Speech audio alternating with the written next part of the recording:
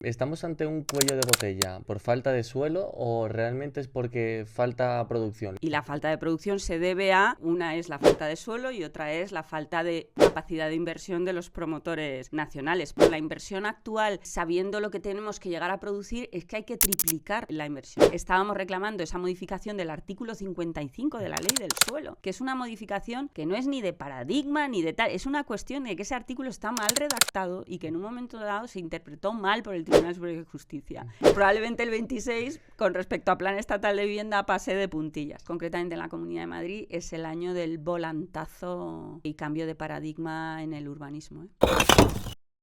Bienvenidos a Golpe de Ladrillo, el podcast donde contamos lo que pasa detrás de los muros. Mientras en la región de Madrid se crean en torno a los 40.000 hogares nuevos cada año, la realidad de la construcción es alarmante. En 2025 apenas se entregaron unas 12.000 viviendas, una cifra que palidece frente a las 30.000 que el sector estimaba que se iban a crear. Con un déficit acumulado que ya supera las 200.000 unidades, el foco ahora se traslada a la gestión del suelo y a la aprobación de la nueva ley líder.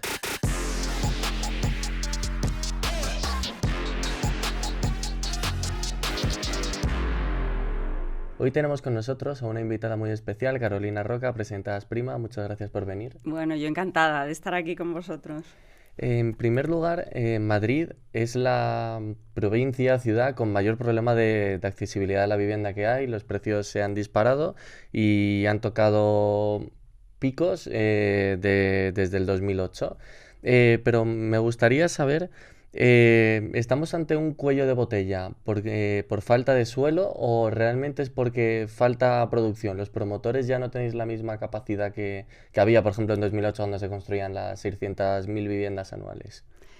Pues esa pregunta, la respuesta es clara, es por falta de producción. Y la falta de producción se debe a, en parte, dos de las cosas que has dicho tú.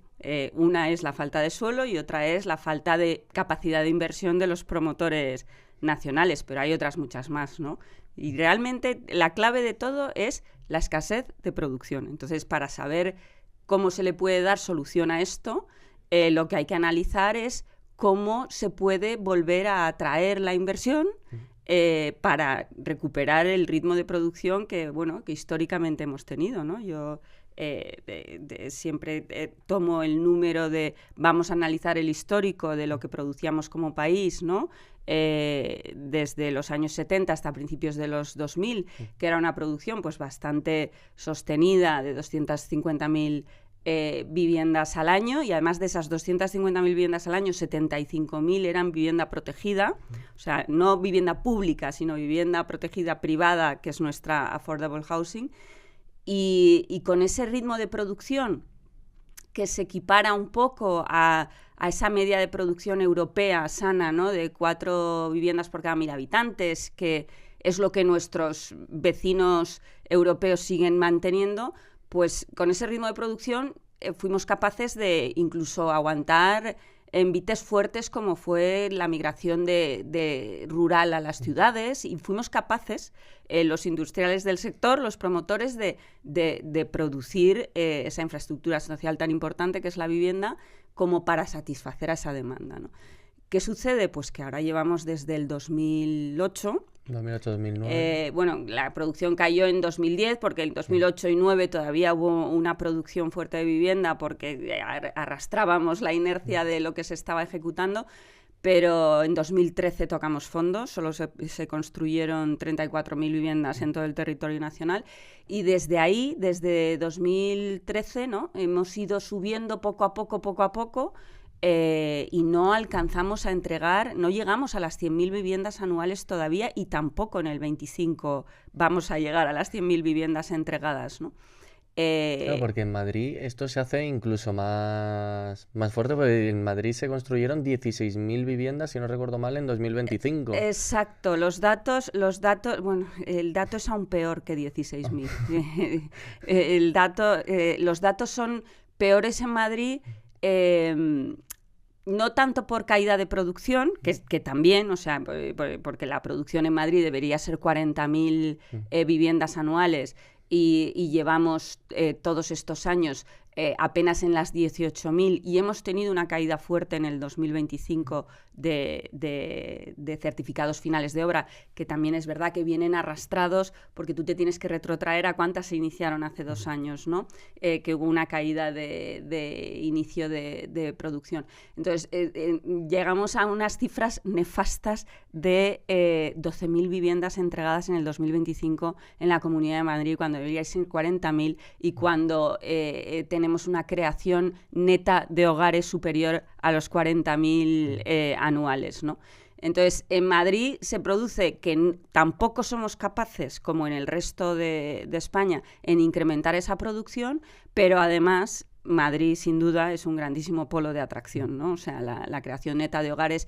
pues se va a incrementar, se va incrementando para 2032, si no recuerdo mal, y vamos a llegar a los 8 millones de habitantes. Exacto. Es decir, y si, vamos, ahora estaremos en los 7, necesitamos más o menos en Madrid, no sé cuánto de déficit hay ahora en Madrid, en cuánto estaremos en 100.000, 200.000 viviendas. Sí, en más o menos, 150.000 pues se viviendas. necesitan 700.000 viviendas para dentro de 6, 7, 8 años. Totalmente cierto. Y estos son números, son datos y no hay forma de rebatirlos, porque por mucho que guerras que haya en Irán, o sea, esta realidad no es reversible. Este crecimiento de población en Madrid en este corto o medio plazo se va a producir, ¿no? Y el problema es que no somos capaces de coger el ritmo de producción tanto para satisfacer la demanda embolsada que no estamos pudiendo satisfacer, como para ir cerrando año a año esa brecha existente entre producción y creación neta de hogares, ¿no? Claro, porque en el proyecto Trinity 3.0 que acabáis de publicar hace un par de semanas,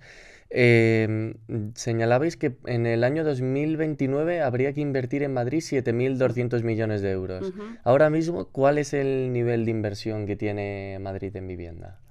A ver, o sea, en vivienda protegida, si no recuerdo mal, estaba en torno a los 300 y algo millones, que es de lo que siempre habéis hecho un poco de queja, ¿no? Desde la asociación de se necesita construir más vivienda protegida, que al final es lo que va a ayudar tanto a los jóvenes a conseguir su primera vivienda, como a las familias más vulnerables que no pueden pagar un alquiler o una vivienda nueva, que Madrid pues está ya por encima de los 300.000 euros, la que menos cuesta.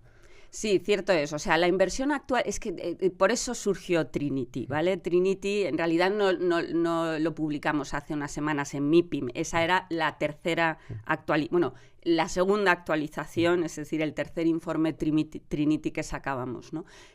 Trinity surgió hace 2 años y pico ante precisamente la pregunta que te estabas haciendo tú, ¿no? O sea, con la inversión actual que tenemos en la producción de vivienda, sabiendo lo que tenemos que llegar a producir, es que hay que triplicar prácticamente, ¿no? La inversión.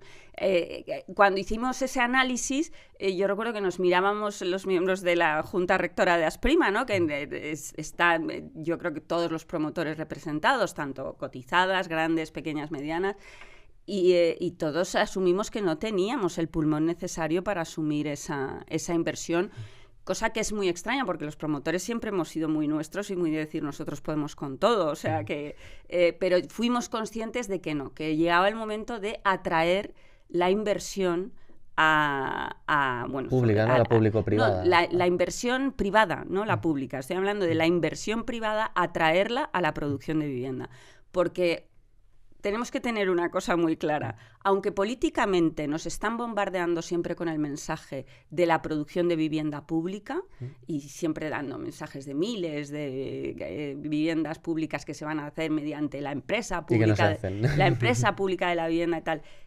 A ver, yo no digo que sea necesario producir vivienda pública, pero es una parte pequeña de la solución que necesitamos. Además, no tiene el capital necesario para ello. Aparte que es mucho más difícil captar capital privado para hacer vivienda pública. Pero lo que realmente necesitamos es captar la inversión privada de... fondos institucionales, ¿no? Todo tipo de inversión privada. O sea, no hay que seleccionar todo tipo de inversión privada para producir todo tipo de vivienda. Porque... a ver, en España nunca hemos sido grandes productores de vivienda pública porque no hemos pertrechado así nuestras políticas de vivienda. Son nunca hemos destinado grandes presupuestos públicos a producir vivienda pública. Sin embargo, sí que hemos sido capaces, en la iniciativa privada, en la promoción privada, de producir al ritmo de lo que la demanda nos solicitaba, la demanda de vivienda tanto protegida como libre. Y sobre todo hemos sido unos grandes productores de vivienda protegida privada, porque los promotores hemos sido capaces de hacer en estos 40 años, desde los 70 hasta principios de los 2000, 3.272.000 viviendas protegidas, que son viviendas privadas, pero que tienen limitado el precio de venta o de alquiler. Entonces, esa capacidad de producción que teníamos la hemos perdido, y el problema es que la administración, especialmente la central, parece que esto se soluciona poniendo vivienda pública en el mercado.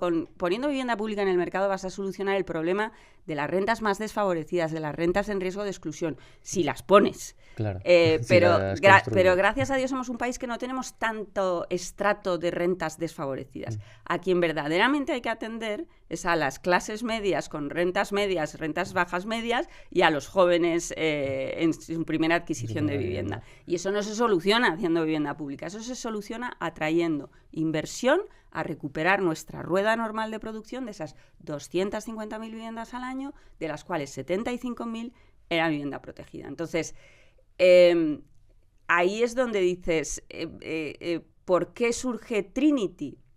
Bueno, pues porque como necesitamos atraer capital, porque nuestro sector se vio muy diezmado con la guerra del 2008, de Ucrania en el 92. No, con la crisis del 2008, y no fuimos capaces... no fuimos capaces, la verdad es que fue un tsunami que barrió al sector y el 95% del tejido promotor se fue al garete, ¿no? Desapareció, sí. Entonces, no tenemos el capital suficiente, tenemos que salir fuera y contar las bondades de una industria, que es la promoción-construcción de vivienda en España, que tiene una demanda infinita y que tiene algo muy importante, concretamente en la región de Madrid, que es suelo en desarrollo. Y por eso surgió Trinity, para salir fuera y contar a los inversores, oye, traed vuestro capital aquí, porque aquí podéis invertir, porque tiene mucho recorrido. O sea, la región de Madrid va camino de convertirse en la región metropolitana europea, ya no del sur de Europa, sino europea de referencia, y tiene una demanda y un crecimiento y una atracción de talento, que es lo que vamos reflejando en el informe Trinity. Y, sobre todo, tiene gran cantidad de suelo en desarrollo, ¿no?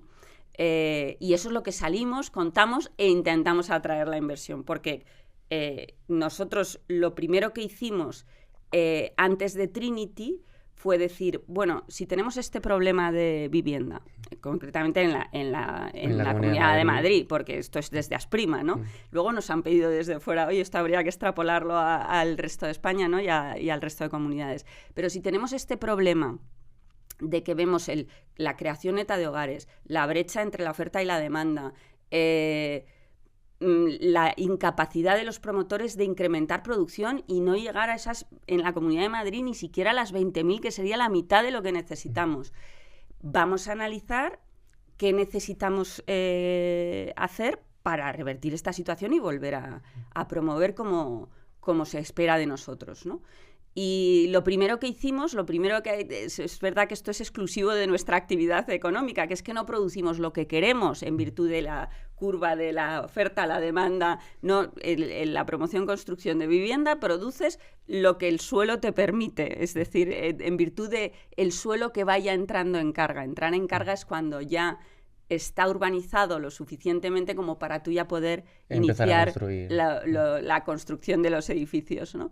Y ahí es donde dijimos, venga, pues vamos a hacer un análisis. Es verdad que el mercado del suelo siempre ha sido súper opaco, no se intercambiaba información. Yo, cuando lancé esta idea de vamos a hacer un informe, que de ahí derivó la plataforma Landcam, pues una herramienta, es una herramienta con la que monitorizamos el estado de todos los desarrollos urbanísticos de la Comunidad de Madrid. Y a modo simplificado, pues es como un semáforo, ¿no? Y vamos poniendo, bueno, pues este está en rojo porque le queda todavía muchos hitos urbanísticos para que ya el inversor pueda llegar y empezar a promover y construir. Este está en amarillo porque, bueno, pues tiene aprobado el proyecto de reparcelación, pero no lo tiene inscrito, le falta la aprobación definitiva del proyecto de urbanización, tal. Y este está ya pasando de amarillo a verde porque ya está con las obras de urbanización en curso y le quedan ya únicamente hitos de construcción de la urbanización, ¿no?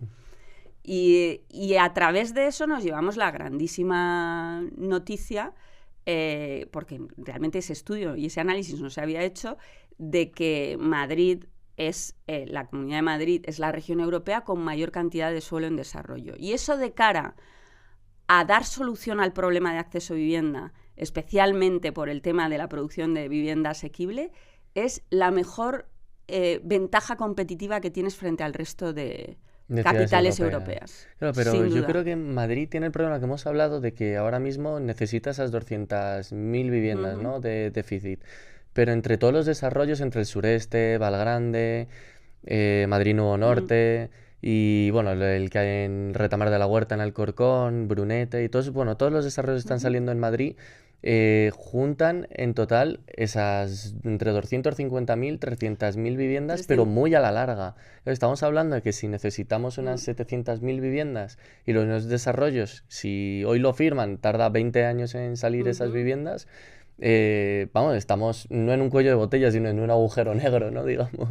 A ver, en realidad tenemos 360.000 viviendas monitorizadas, o sea, suelo para 360.000 viviendas, y en el estatus de viviendas que pueden entrar en carga, es decir, que podemos empezar a edificar, ¿no?, o empezar a solicitar licencias para edificar en los próximos 5 años, son 120.000.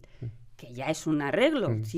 Son muchas para lo que se hace. Ya es un arreglo, 120.000. O sea, eso es un dato, ya no saco el dedo y ¿cuánto tengo? No, o sea, analizado con Landcamp, que en Landcamp lo que es una herramienta colaborativa, lo que hacemos es firmar convenios con los ayuntamientos, con las juntas de compensación, con la Comunidad de Madrid, y vamos intercambiando información para sacar, bueno, pues de forma transparente la situación de los...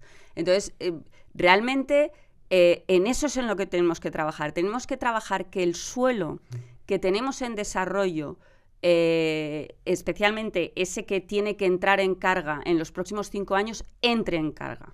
Y para eso se necesita, más que cambios normativos disruptivos, para que entren en carga esas que ya están, digamos, rematando, porque en términos urbanísticos, de tiempo urbanístico, estar ya en tus últimos 5 años es estar ya rematando el proyecto urbanístico, ¿no?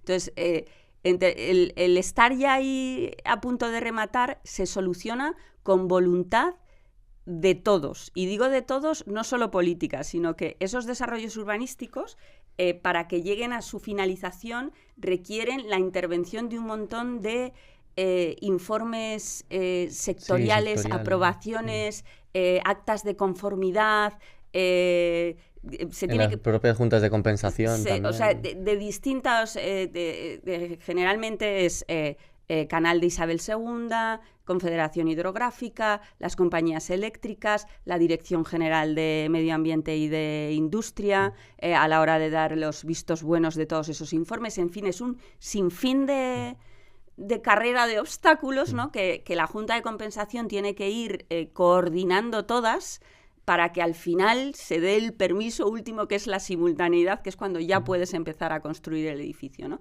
Entonces es importante que esa última etapa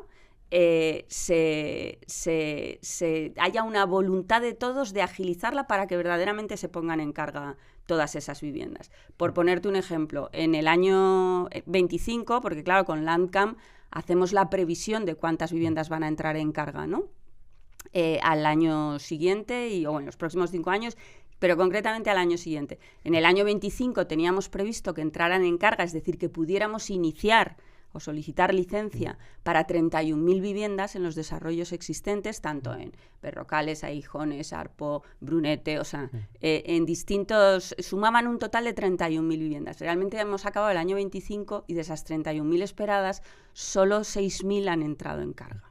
Las demás no, ¿Por qué? Pues porque en uno ha fallado el canal, en otro ha fallado la Confederación, en otro la Secretaría, en otro la Dirección General de Industria. O sea, aquí hay para todos, todos han tenido que ver.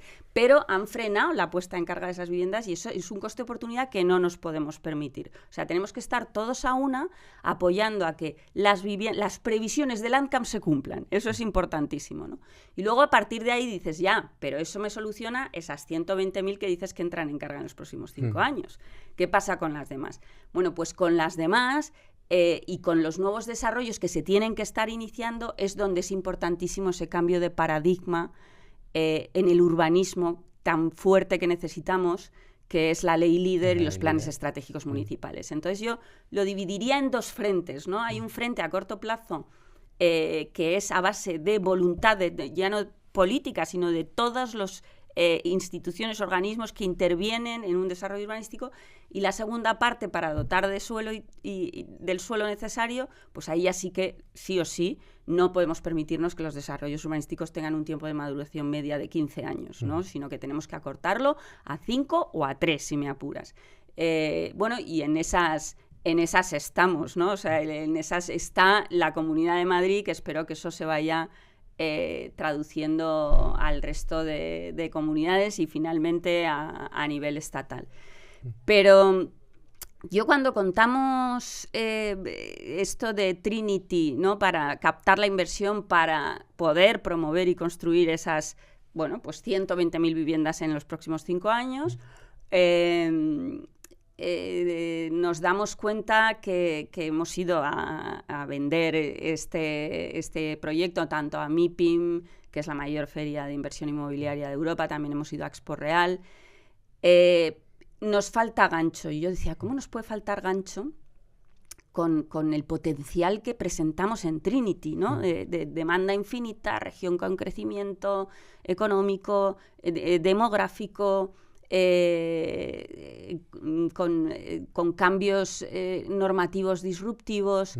Cierto es que siempre hace mucho daño aquí que aunque tú vayas región de Madrid con que además nos apoyan mucho institucionalmente, en los últimos 2 años nos ha acompañado el alcalde de Madrid, nos han acompañado este año los 2 consejeros de la Comunidad de Madrid, estuvo a punto de acompañarnos la presidenta de la Comunidad de Madrid, lo tenía todo cerrado y al final no pudo venir.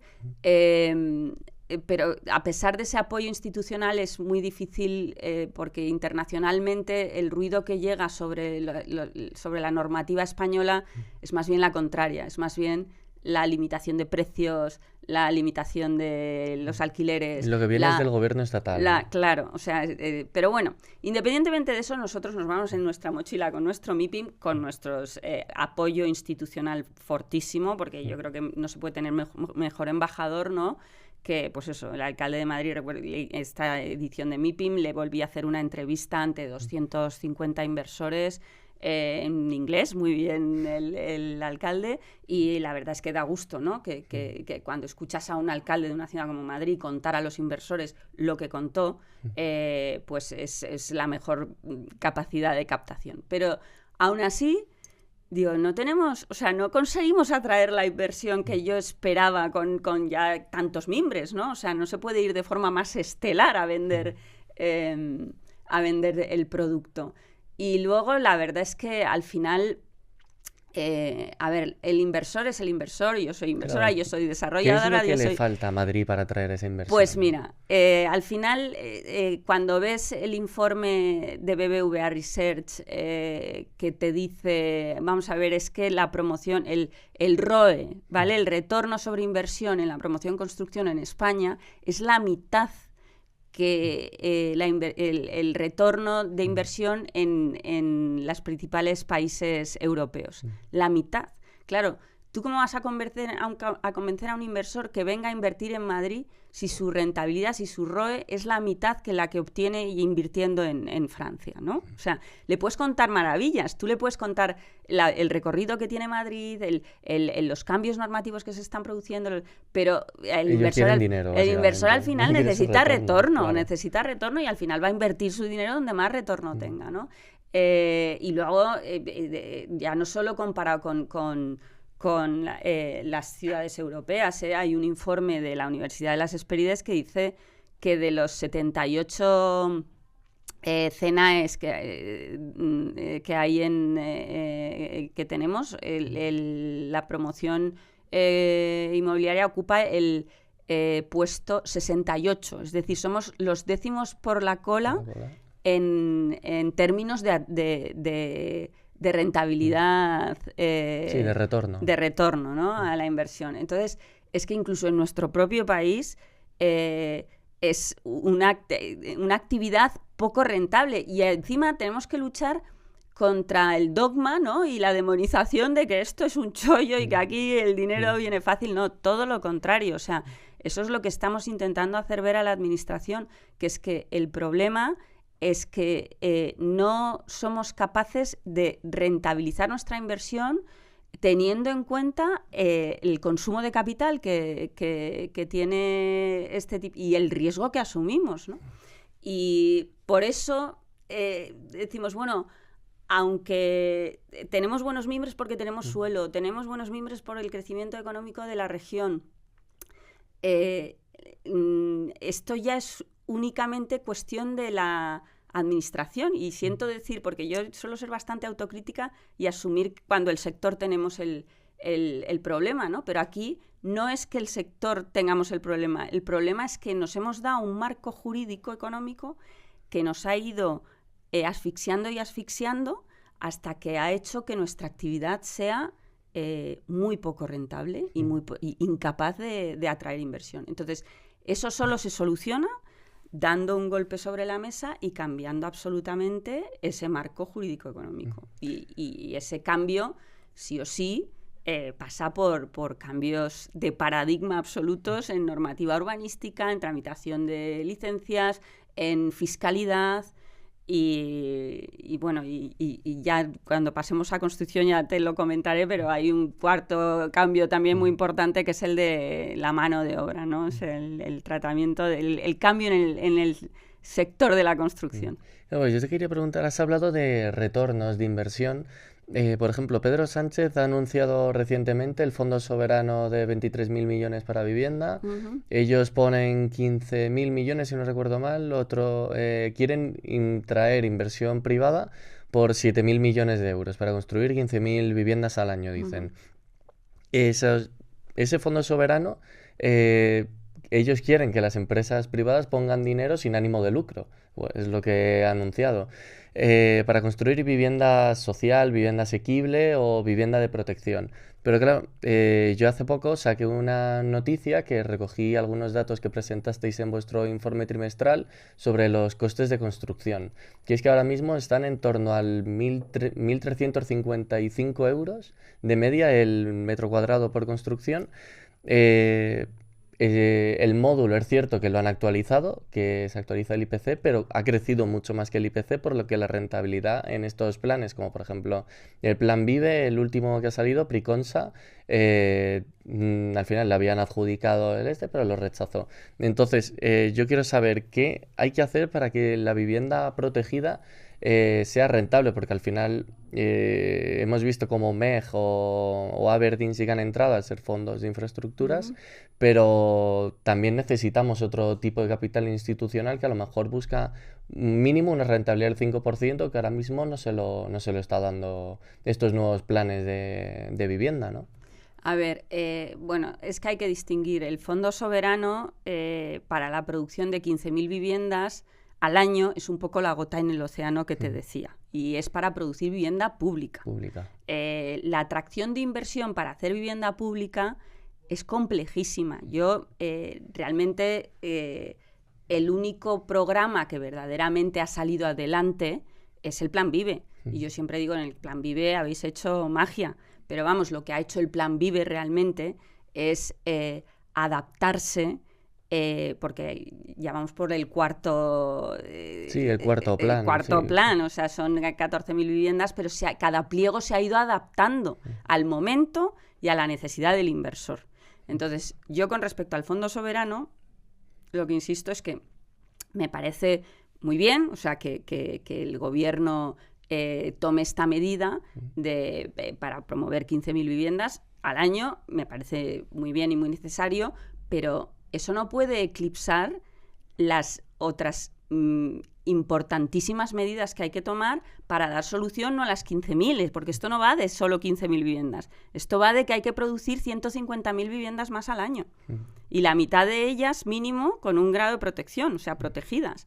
Entonces, centrar exclusivamente las políticas de vivienda en hacer anuncios sobre la producción... Que son anuncios al final. Que al final además son anuncios sobre la producción de vivienda pública, pues creo que es errar mucho el tiro. O sea, lo que hay que hacer es remangarse y trabajar en otras cuestiones mucho más fundamentales, como son cambios disruptivísimos de normativa. La ley de suelo. Entonces, disruptivísimos. Es que es decepcionante pensar que la ley del suelo, que lo que estamos reclamando ahí desde ya la legislatura de Rajoy, estábamos reclamando esa modificación del artículo 55 de la ley del suelo, que es una modificación que no es ni de paradigma ni de tal, es una cuestión de que ese artículo está mal redactado y que en un momento dado se interpretó mal por el Tribunal Superior de Justicia y que a partir de ahí se abrió la ventana a la anulabilidad de los planes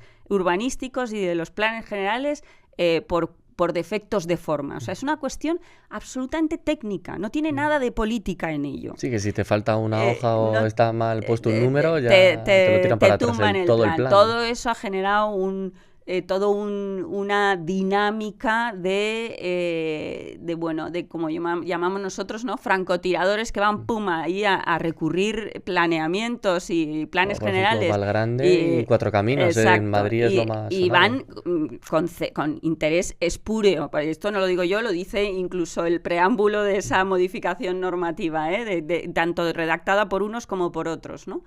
Entonces, en todos estos años, esa modificación del artículo 55 ya se tenía en la etapa de Rajoy, con exactamente la misma redacción que tiene ahora. Posteriormente lo ha llevado el Consejo de Ministros al Congreso, el Partido Socialista al Congreso, el PNV al Congreso, y últimamente, hace un mes, lo llevó la iniciativa el PP.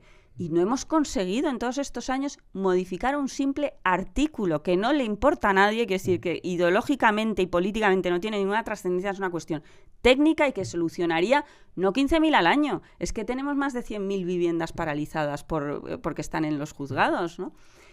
Pues chico, yo lo que digo es, si en nuestro Parlamento, nuestro Congreso, ¿no?, que es donde se tienen que tomar las decisiones importantes de país, al problema más importante que entiendo que tiene el país, que es un problema de acceso a vivienda, que está creando un auténtico un bombazo a la línea de flotación de la cohesión social. Si para solucionar ese problema nuestro Parlamento lleva 4 intentos para modificar un mísero artículo 55 de la ley del suelo, ¿cómo le voy a plantear a este Parlamento que tiene que tomar la decisión de hacer un cambio de paradigma en la ley del suelo, como lo está haciendo la Comunidad de Madrid, o de hacer un cambio disruptivo en lo que es la política migratoria para cubrir la falta de mano de obra que tenemos en la construcción? Esos cambios son necesarios, pero es imposible, porque si no somos capaces de cambiar ni lo más mínimo, ni algo que todos damos por sentado y que todos en un momento dado, no es que estén a favor o en contra, es que no tiene ninguna trascendencia política hacer ese cambio, ¿no? Entonces, ante esa situación es un poco desesperante cuando me dices el Fondo Soberano. Pues te digo que sí, que bienvenido sea, pero primero lo veo muy poco viable porque... ¿Dónde van a construir? O sea, poquísimo viable, porque claro. Ya te digo que el único que ha prosperado en España es el Plan Vive, y el Plan Vive contaba con cosas muy buenas, que eran mucho suelo concentrado en una comunidad... y en una comunidad de gran crecimiento como es Madrid, y que además, bueno, pues el redactor del pliego, es decir, la administración, la consejería, ha estado escuchando al inversor para ver qué es lo que necesitaba para que rentabilizara su inversión, porque si no, no... Y no creo que el Fondo Soberano vaya por los mismos mimbres, ¿no? Pero bueno... ¿Y el Plan Estatal de Vivienda? Que me consta que Asprima ha estado hablando con el Ministerio. Pues igual que te digo una cosa, te digo la otra. En el Plan Estatal de Vivienda sí que han acertado el tiro. Pero todavía no se ha aprobado, estamos en marzo, lo que pasa es que no se ha nada. aprobado. La verdad es que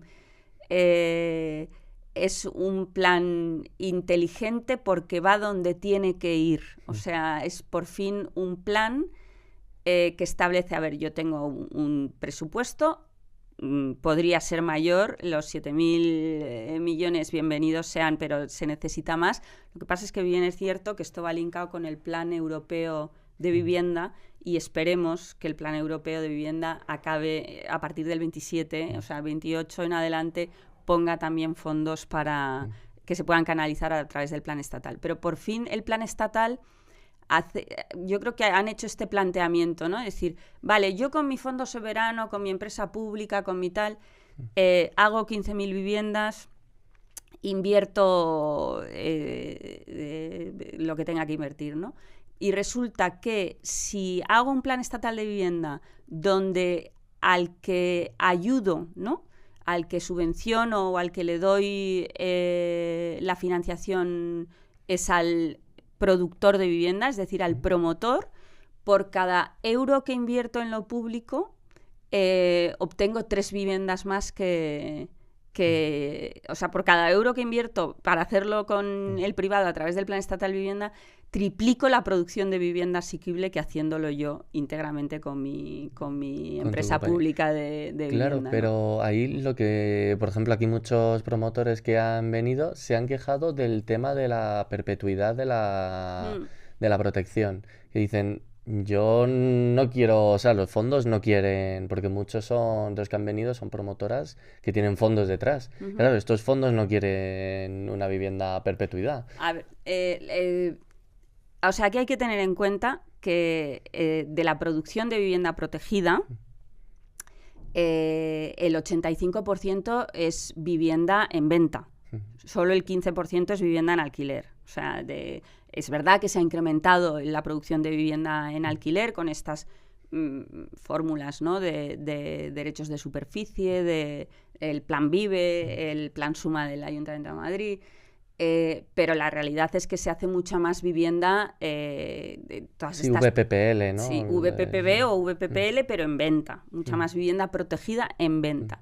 Y ahí es donde digo al promotor, en la vivienda en venta, nos da exactamente igual que el periodo de protección sea 15 años, 30 años, que permanente. Porque realmente el promotor promueve, construye y vende. Y en el momento que vende, sale de la operación.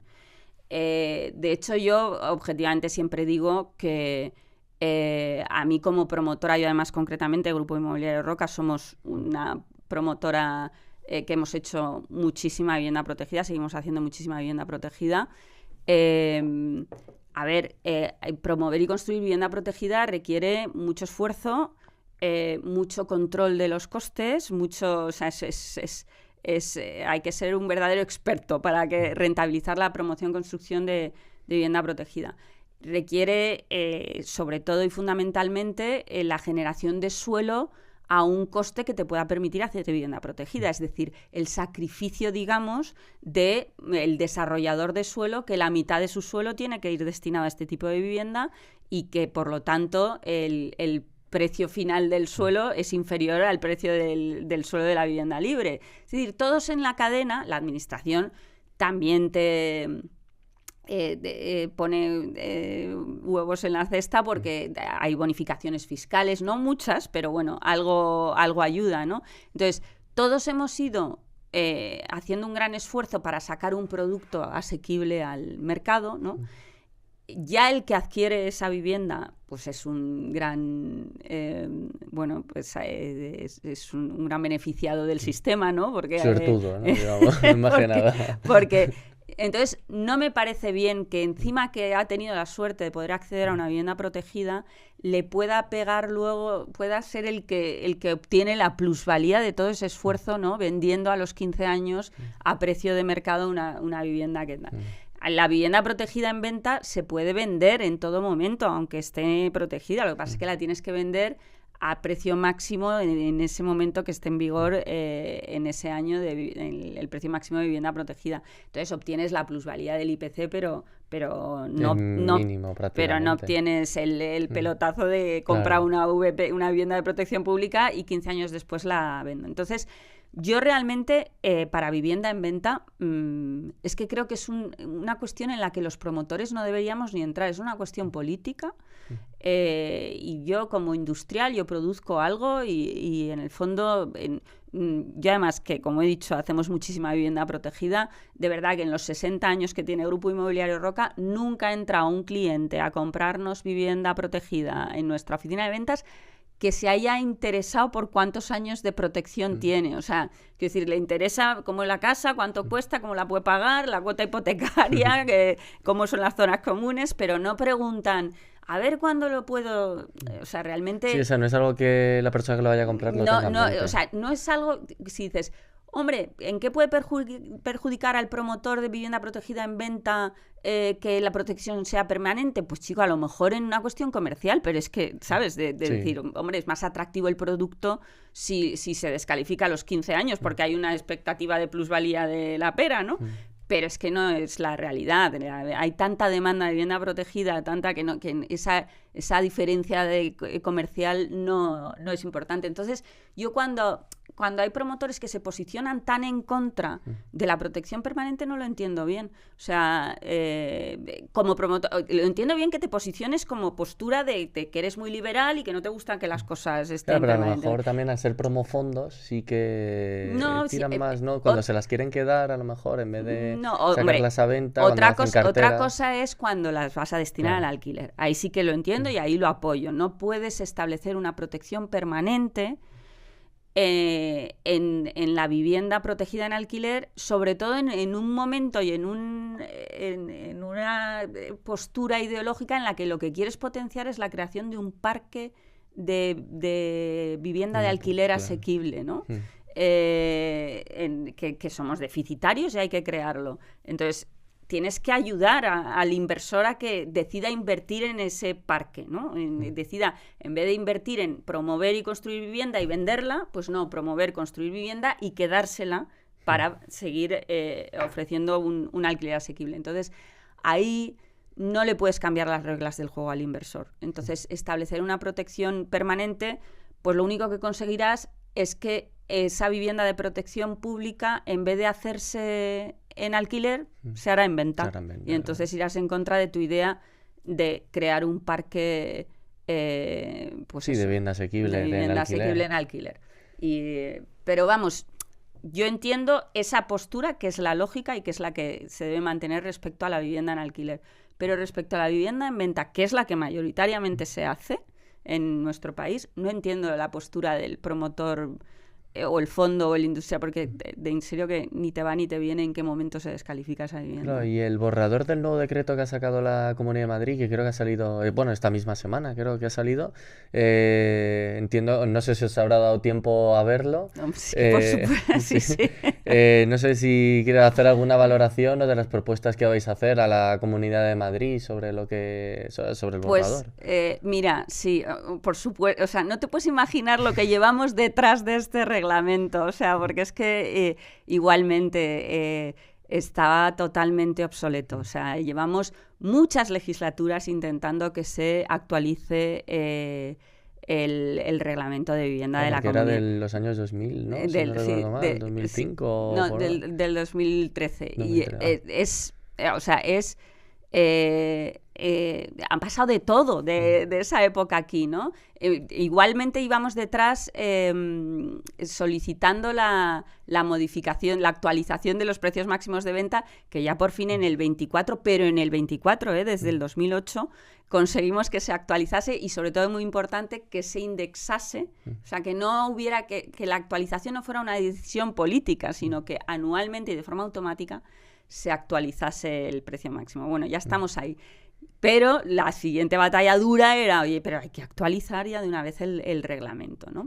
Porque es totalmente obsoleto y lo que no puede ser es que si queremos fomentar la producción de vivienda protegida, burocráticamente esté más lastrada la protegida que la libre, porque es que la protegida está regida por un reglamento que sigue teniendo, digamos, licencia de primera ocupación en vez de declaración responsable. O sea, durante estos años, desde que entró en vigor la declaración responsable en sustitución de la LPO en Madrid, la vivienda libre se ha entregado con declaración responsable, es decir, cuando tú certificas el fin de obra puedes llegar y al día siguiente irte a notaría a entregar tus viviendas, y sin embargo la vivienda protegida no. Tenías la declaración responsable municipal, o sea, tenías la autorización municipal para entregar las viviendas, pero te faltaba la calificación definitiva de la Comunidad de Madrid, que generalmente no tardaba esa media de 4 meses que solía tardar la LPO, que era un horror al final de la promoción, cuando ya estabas a full de inversión para entregar los vecinos ya que pagando el alquiler y otro mes más de alquiler que voy a tener que pagar, y o sea, los clientes. Y eso hemos conseguido pasar de 4 a 0 porque la declaración responsable es automática, y sin embargo en la calificación provisional una media de 2 meses sí que... O sea que en la vivienda protegida todavía ahora, hasta que entre en vigor este nuevo reglamento, tenemos el lastre de tener que esperar una media de 2 meses desde que certificamos el fin de obra hasta que podemos empezar a entregar las viviendas. Entonces, hemos estado muy encima con los distintos gobiernos, o sea, con distintos equipos de gobierno, porque claro, llevamos 4 legislaturas analizando y haciendo propuestas sobre el nuevo reglamento de vivienda de la Comunidad de Madrid. Bien, pues parece que ya por fin, ahora sí que salió el otro día, sí, a consulta pública. Ya había pasado por el trámite de consumo, donde ya hicimos unas primeras alegaciones no muy formales, pero ahora ya sí. El periodo de consultas me parece que termina el día 8, o sea, la Semana Santa, a pesar de llevar, pues eso, 20 años esperando, o 15 años esperando, pero bueno, como lo tenemos súper trabajado por nuestra Comisión de Vivienda y nuestra presidenta de la Comisión de Vivienda, que es María Martín Ferreiro, que lo tiene súper controlado con unas comparativas absolutas del texto inicial de la propuesta, el texto de nuestra propuesta del año tal, lo subsumimos todo, y yo creo que vamos a presentar en sí las propuestas. O sea, el proyecto de reglamento está muy bien tirado, o sea, está muy bien tirado porque, bueno, pues las principales reivindicaciones que hacíamos, que era, oye, sustituye ya de una vez la calificación definitiva por declaración responsable, pues va en ese sentido. Oye, se acabó que tengamos que doble licenciar obras, porque estaba la licencia de obras municipal con su requerido técnico municipal y la licencia de obras de la Dirección General de Vivienda con su requerido técnico igualmente, y había veces que conflictuaban unos requeridos con otros, o sea, y ahora no, ya descargan un poco, derogan normativa técnica para que todo sea referenciado al Código Técnico de la Edificación. En fin, tiene cuestiones muy buenas que hay que depurar. La declaración responsable, tal como está redactada, no funciona. O sea, esperemos que en las alegaciones nos hagan caso y la hagan funcionar. Y luego, pues bueno, tiene cuestiones que yo creo que cuestiones que pueden ser bastante perjudiciales, ¿no? Y yo lo ciño a 2. Una que ya ha salido mucho en prensa, que es el tema de encorsetan aún más, ¿no? Las condiciones que tiene que cumplir el adquiriente para acceder a vivienda protegida, porque establecen el requisito indispensable de 10 años como mínimo de empadronamiento en la Comunidad de Madrid. Eso no lo entendemos bien. Eso puede ser un problema. Decían que se podía reducir a 5, ¿no? Sí, si no se cumplía. El texto que han presentado reduce a 5 en caso de vivienda en alquiler, pero en la vivienda en venta, que insisto que es la que más se necesita, más se produce, esa lo elevan a 10 años. Han depurado también que solo uno de los miembros de la unidad familiar, porque en principio el primer texto era todos tenían que tener 10 años. O sea, realmente eso no cuadra mucho, ¿no?, con esta idea de Madrid como polo de atracción de talento, como... De inversores también, o sea, ¿no? Bueno, de quiere gente decir que quiera... si precisamente quieres atraer talento, la vivienda asequible es fundamental para que ese talento joven se pueda establecer aquí. Entonces, bueno, pues... Y bueno, si decimos que la Comunidad de Madrid va a ir creciendo al orden de 120.000 habitantes al año... Pues es que el que venga el año que viene, hasta dentro de 10 años, No se puede le prohíbe la esa. posibilidad de optar a vivienda protegida, ¿no? Es un poco complejo. Pero bueno. Y el segundo punto, que la verdad es que yo creo que debería haberse incluido en el reglamento, porque ya cuando se actualizó el precio máximo dijimos que debía incluirse, pero nos dijeron, no, bueno, en la orden de precios máximos no se puede incluir porque eso es algo de peso, tiene que ir en el reglamento, que es la limitación del precio del suelo destinado a vivienda protegida. Claro, es que está subiendo mucho, por ejemplo, Claro. aquí vino Jorge de Asprima y dijo lo mismo, dijo, es que nos están pidiendo unos precios por el suelo que no tienen ningún sentido. Al final... el precio en el que se está transaccionando, dado que no está limitado, la Comunidad de Madrid es la única comunidad autónoma que no tiene limitado el precio de la vivienda protegida. Y se está transaccionando el suelo destinado a vivienda protegida en precios inabarcables, es decir, es imposible que salgan los números con esos precios, ¿no? Y entonces, ante esa situación, sí o sí, como sector o como asociación, vemos claramente que eso está abocado a que por algún sitio estalle. Es decir, si ya de origen la operación empieza mal, pues es imposible que se mantenga el precio de venta final conforme establece la legalidad, ¿no? Claro. Ayer precisamente tuvimos una jornada que solemos tener pues 2 veces al año, así, con entidades financieras en Asprima.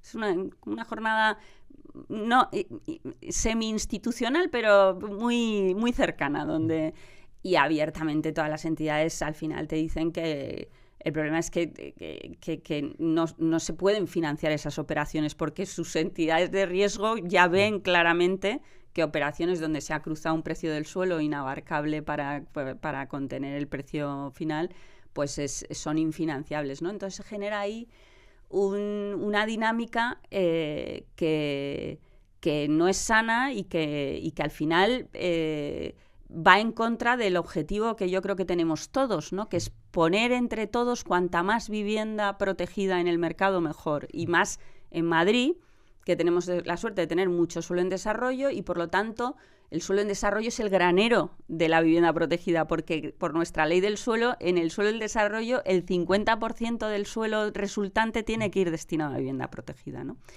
Y algo en lo que venimos denunciando en la asociación desde tiempos inmemoriales es que, sobre todo, lo que nos revuelve el estómago, no te puedes imaginar cómo, es que sea las propias administraciones las que no limitan el precio de venta de su suelo protegido cuando lo sacan al mercado para hacerlo en colaboración público-privada. Es decir, cuando subastan el suelo de vivienda protegida.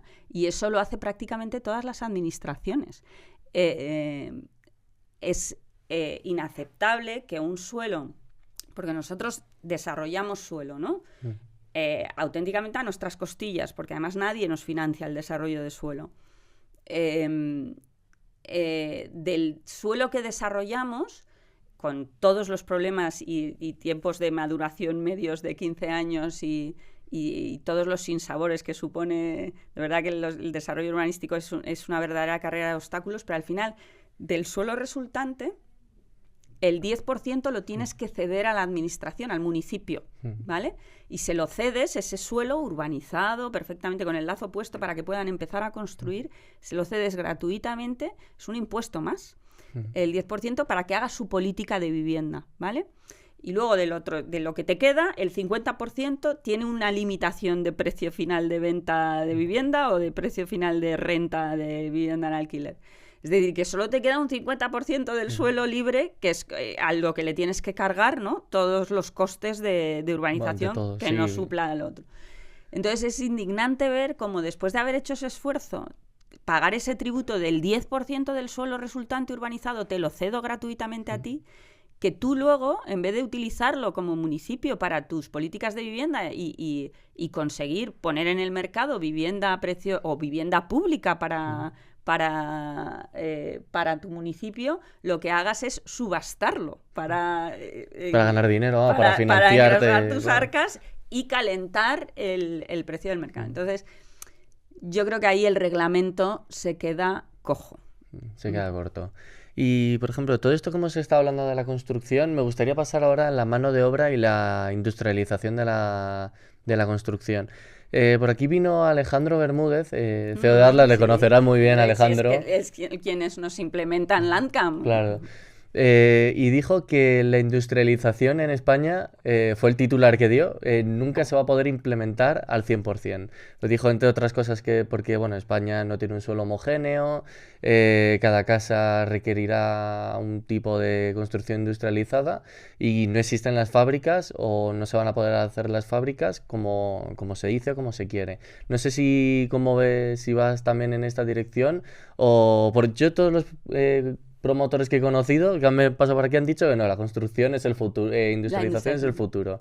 Pero Alejandro dice que no. No sé cómo lo ves tú. A ver, yo lo que vengo diciendo últimamente es que de verdad que en todos los foros hablamos de industrialización y yo ya empiezo a sospechar que en el fondo estamos entrando hacia donde nos quieren dirigir los políticos. De verdad lo digo,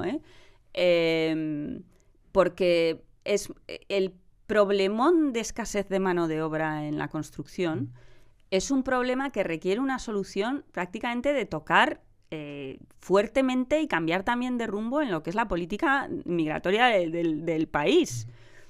Entonces, como eso yo creo que menudo follón meterme en ese cambio tan disruptivo para lo que se necesita.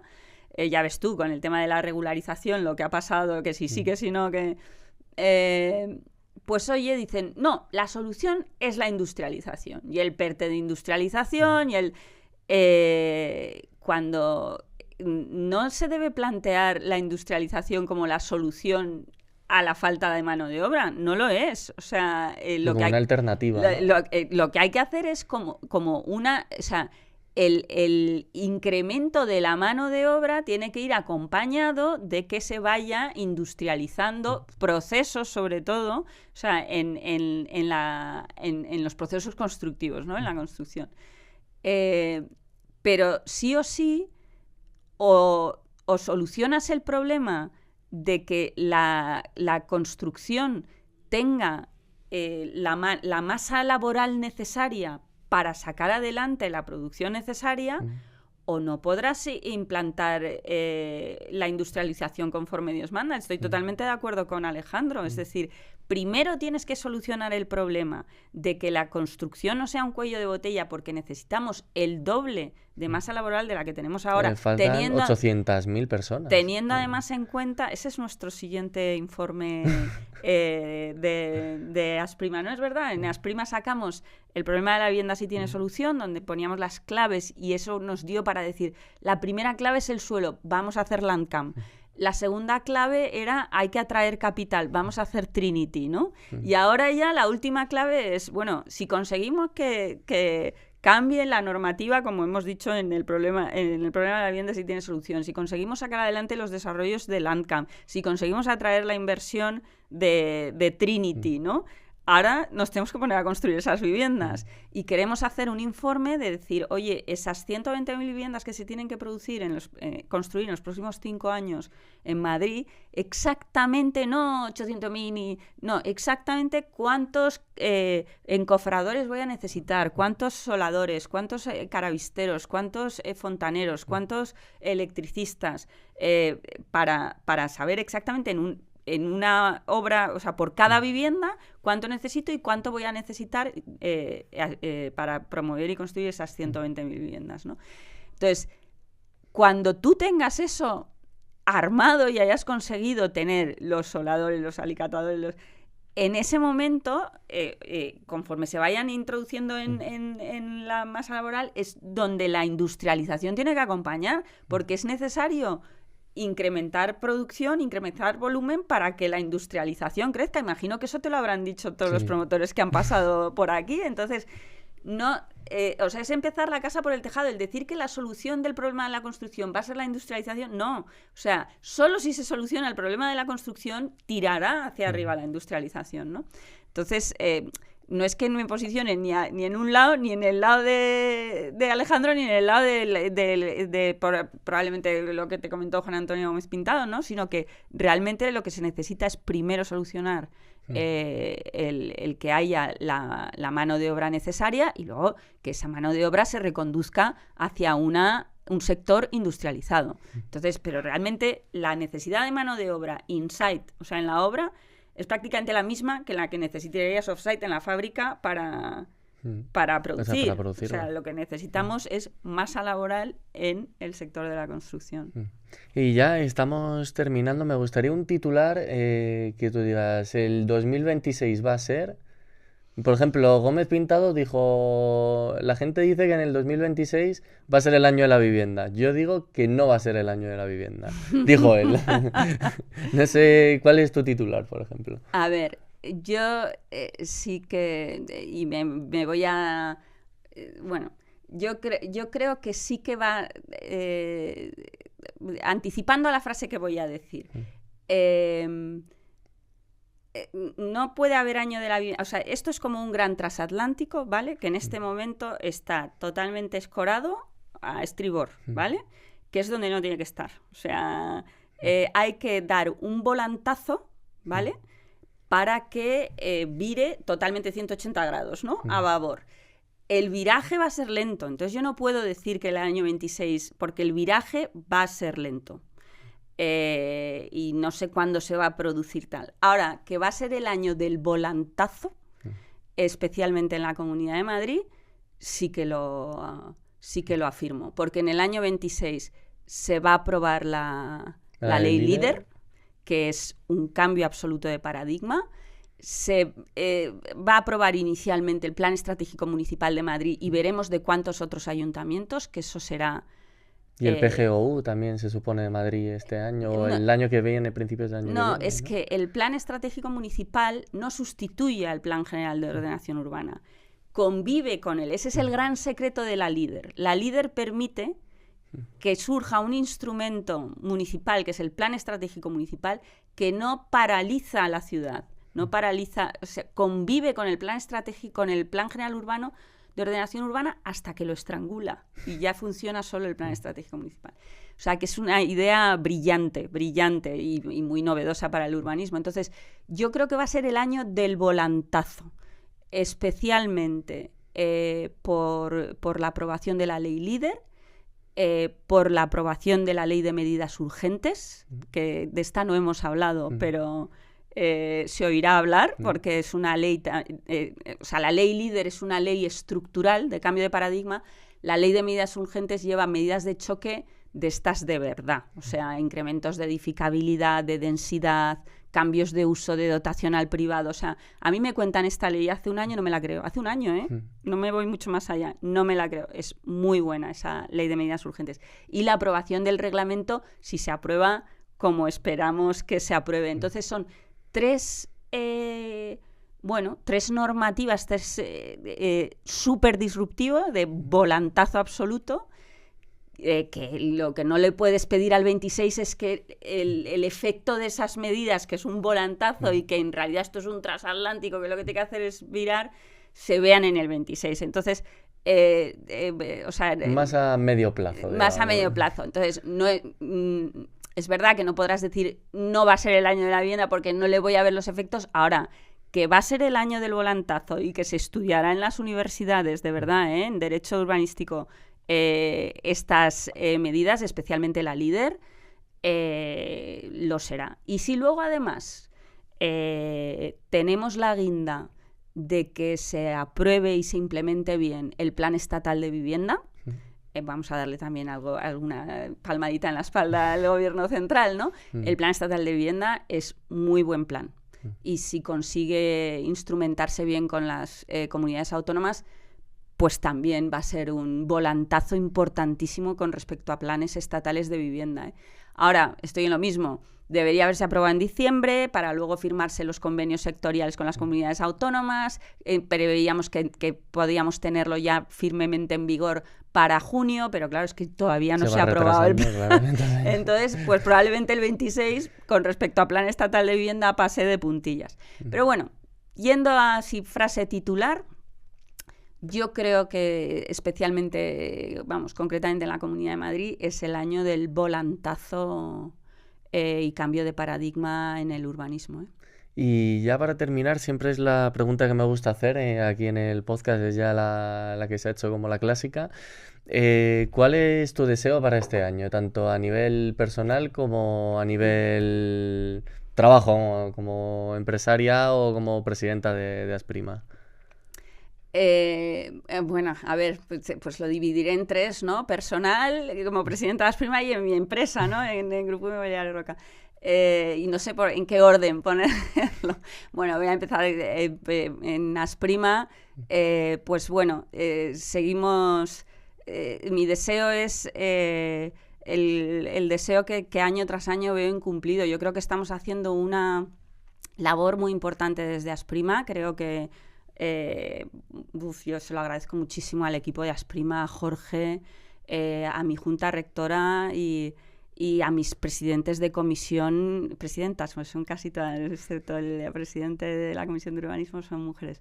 El trabajo que hacen de forma altruista, además, porque en la asociación no se pagan ni dietas, y cómo se está volcando todos los asociados y todos los promotores en altruistamente. Yo es que es una gozada ver cómo ahora hay que presentar las alegaciones de la LIDE, las alegaciones del reglamento, o sea, hago así y las empresas me mandan a sus primeros espadas, hacemos unas comisiones, hacemos unos documentos, unos comités, súper importantes, y la administración lo sabe y espera nuestro documento porque saben que tienen muchas mimbres, ¿sabes? Que eso para mí eso es la verdadera colaboración público-privada, y eso mi deseo es que siga siendo así o mejor, pero lo que no conseguimos es incrementar la producción. Yo solo tuve un objetivo cuando entré en Asprima hace ya 4 años.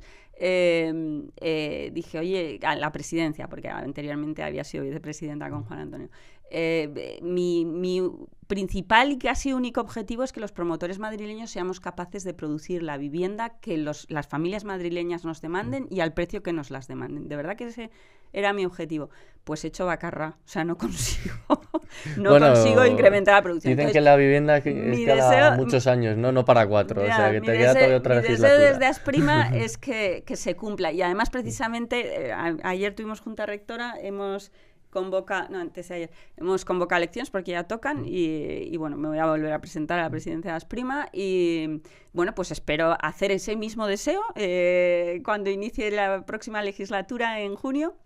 Bueno, sí la inicio porque me presento, pero puede haber contrincantes que pelearemos en campaña electoral y que se cumpla verdaderamente el incrementar la producción de vivienda. Eso con respecto a Grupo Roca, a mi empresa, pues bueno, también estamos en una etapa de crecimiento con mucho invertidos en mucho suelo en estos nuevos desarrollos de vivienda protegida. Nuestra intención es que en Grupo Roca que sigamos promoviendo y esforzándonos como hemos estado hasta ahora para conseguir sacar esa vivienda protegida de calidad como yo creo que en estos 60 años hemos sacado adelante, ¿no? Y bueno, y personalmente pues que pueda seguir manteniendo, que yo creo que sí que lo mantengo bien, este complicado equilibrio de conciliación, ¿no? Entre, bueno, pues dirigir una empresa, dirigir una asociación y dirigir una familia con 2 hijas adolescentes, o sea que... Eso es lo más difícil, yo creo, de las 3, ¿no? O sea que bien, espero que poder cumplir los 3 objetivos, sí. Pues yo también espero que salga todo bien, que la reelección también en Asprima Y muchas gracias por venir, Carolina. Ha sido un placer tenerte con nosotros aquí en el podcast. Y a nuestros oyentes nos vemos el lunes que viene. Muchas gracias.